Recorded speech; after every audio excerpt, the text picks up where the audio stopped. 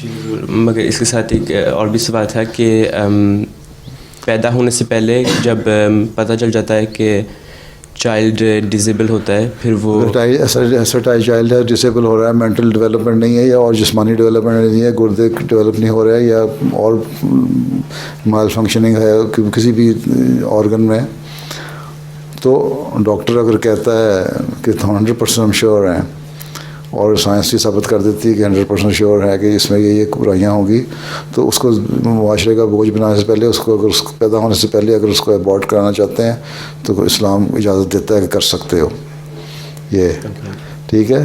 لیکن یہ تسلی ہونی چاہیے کہ 100%. یہ بھی بعضوں کو تسلی نہیں ہوتی ڈاکٹروں. کئی کیس میرے پاس آتے ہیں، لوگ کہتے ہیں جی ڈاکٹر نے یہ کہا کہ اس میں یہ بیماری ہے. میں کہتا ہوں اللہ تعالیٰ پہ توکل کرو اور یہ کچھ ضرورت نہیں ابارشن کرانے کی. تو وہ اکثر میں نے دیکھا ہے 80% کیس جو ہیں وہ بعد میں بچے ڈاکٹر کہتے ہیں ہمارے سے غلطی ہو گئی تھی، وہ بچہ ٹھیک پیدا ہوتا ہے، نارمل ہوتا ہے. تو یہ تو